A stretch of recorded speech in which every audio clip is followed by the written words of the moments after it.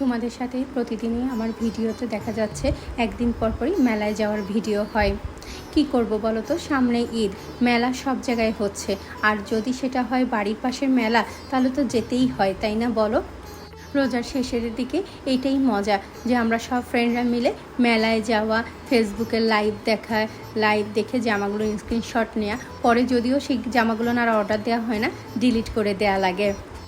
আলুকিতে মেলা হচ্ছিল 3 দিন ধরে, সেইখানে আমরা গেলাম। আমরা 2 বান্ধবী মিলে এখানে দাঁড়িয়েছিলাম, কারণ বাকিগুলো আসতে দেরি হচ্ছিল। সেখানে তা দাঁড়িয়ে না থেকে একটু খাবারের স্টল দেখলাম। আর এর মধ্যে সবাই যখন চলে আসলাম, মেলার ভিতরে ঢুকে দেখি পিঙ্ক বাই তৃষার স্টল। এই পিঙ্ক বাই তৃষা তো সবাই চেনো, তাই না বলো? এখানে সব ইউজের প্রোডাক্টগুলো পাওয়া যায়। বেশ দেখলাম, ভালোই লাগলো প্রোডাক্টগুলো।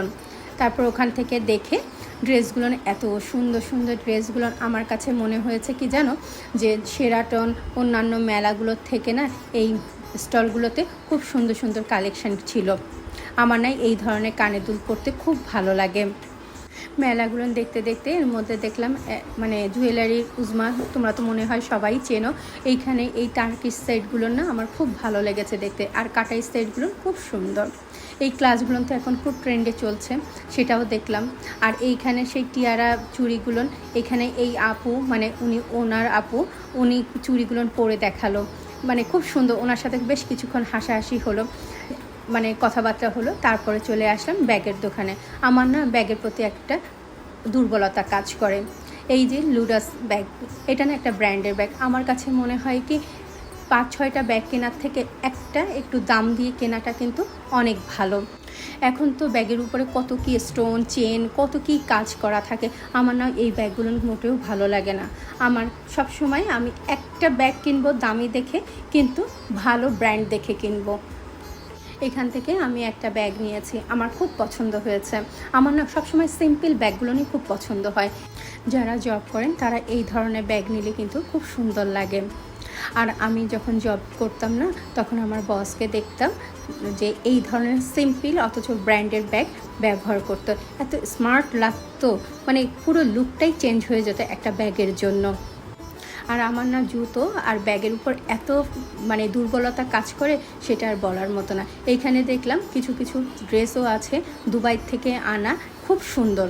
যারা ওয়েস্টার্ন ড্রেস পরতে পছন্দ করেন তারাও কিন্তু এখান থেকে নিয়ে দেখতে পারেন। আর এই ব্যাগটা আমি নিয়েছি। তারপর আমরা গল্প করছিলাম, আমাদের সব বান্ধবীরা মিলে গল্প করছিলাম, আরও জামা কাপড় দেখছিলাম।